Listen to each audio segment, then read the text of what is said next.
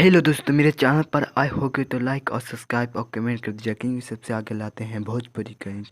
आज खेसारी लाल यादव और पवन सिंह में गाना का चोरी का आरोप लगा है।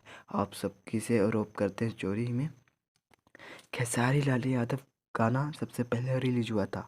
पवन सिंह का गाना अचक के रिलीज हुआ एक नया यूट्यूब चैनल के। और खेसारी लाल यादव का गाना नया यूट्यूब चैनल पर रिलीज हुआ। आप सब किसे चोरी बनाते हैं? आप जानिए, आप ही लोग कौन चोरी करा होगा, पवन सिंह या खेसारी लाल यादव?